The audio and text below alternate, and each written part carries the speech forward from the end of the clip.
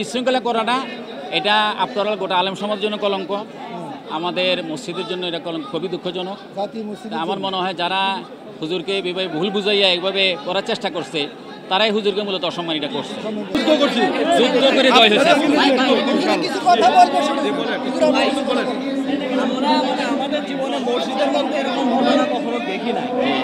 মানে যত রাজনীতি হোক, যত আপনি বিরোধী হোক, কিন্তু মসজিদের মধ্যে এরকম ঘটনা দেশে প্রথম হইল কিনা আপনি কিভাবে দেখেন? এটা খুবই ন্যাক্কারজনক বিষয়। এটা ওনার মতো একজন আলেমের পক্ষে এটা করা মোটেই ঠিক হয় নাই।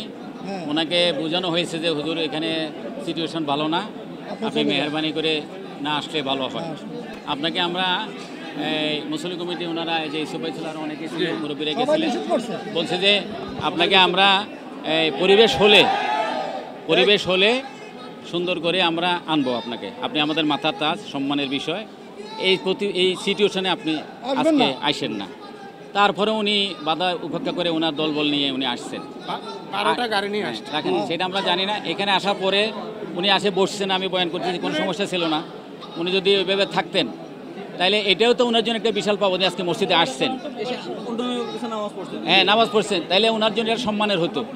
হ্যাঁ মুসলিমও দেখতে যে উনি আসছেন, ওনার সময় উনি আসছেন, তো অন্তপক্ষে খবরটাও হতে উনি আসছেন, আইসে ভদ্রভাবে থাকতেন, মুসলিমদের দেখা করে চলে যেতেন, তাহলে মুসলিম একটা সিম্পেথি তার প্রতি হইতো। কিন্তু এই যে এটা তো প্রাণ আচার, আমাকে একটু দিস। ঠিক যেন ঘরের আচার, প্রাণ আচার। বিশৃঙ্খলা করাটা এটা আফটার অল গোটা আলেম সমাজের জন্য কলঙ্ক, আমাদের মসজিদের জন্য এটা কলঙ্ক, খুবই দুঃখজনক। আমার মনে হয় যারা হুজুরকে এভাবে ভুল বুঝাইয়া এইভাবে করার চেষ্টা করছে তারাই হুজুরকে মূলত অসম্মানিত করছে।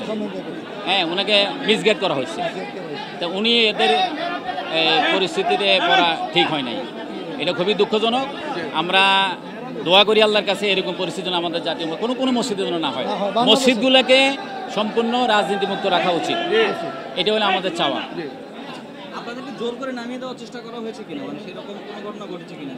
না এখনো আমি তো ওয়াজ শুরু করছি, আমি যেহেতু আমার সরকারি অ্যাসাইনমেন্ট নিয়ে আসছি, অফিস আমাকে অর্ডার করছে, তা আমাকে অফিস বলা হয়েছে যে আপনি অবশ্যই থাকবেন এবং পড়াবেন, নামাজ পড়াবেন, যদি কোনো পরিস্থিতিতে আপনি পাশে থাকবেন, উনি পারলে পড়াবেন, না পারলে আপনি নামাজটা চালিয়ে যেতে হবে। আমাকে অর্ডার করছে আপনি অবশ্যই থাকবেন, লিখিত অর্ডার হয়েছে।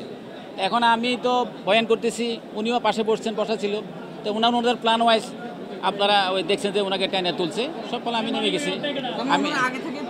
এটা পরিকল্পিত। আমি এই জন্য এখানে দাঁড়িয়ে আছিলাম, আমি সরি নাই, যেহেতু আমাকে অফিস অর্ডার করছে আপনি কোনো অবস্থায় এখান থেকে সরবেন না, হ্যাঁ যে কোনো পরিস্থিতি হোক না কেন আপনি থাকবেন, এবং যদি উনি পারলে নামাজ পড়েন, না হলে অবশ্যই নামাজ আপনি চালিয়ে দিন, এটা আমার প্রতি অবশ্যই অর্ডার ছিল, এবং সেই জন্য আমি থাকছি আলহামদুলিল্লাহ মুসল্লিদের সহযোগিতায়। এবং আমরা মনে করি যে এই পরিস্থিতি সৃষ্টি করে ঠিক, ওনাকে বলা হয়েছে যে এখানে আপনি মিস সিচুয়েশন তৈরি হবে, ওনাকে ইনফরমেশন করা হয়েছে, সম্মানের সাথে বলা হয়েছে।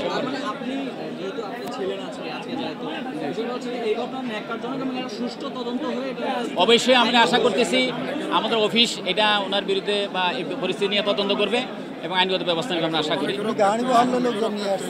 হ্যাঁ এটা তো সরকারি অফিসও দেখতে, অফিসের লোক আছে এখানে, মার্কেটের লোক, মসজিদের দায়িত্বশীল লোক আছেন, তারপরে সরকারি গোয়েন্দা সংস্থার লোকজন আছে, জনগণ আছে। আমার বিশ্বাস যে এটা নিয়ে একটা সুষ্ঠু তদন্ত হবে এবং পরবর্তী আইনগত ব্যবস্থা গ্রহণ করা হবে ইনশাআল্লাহ।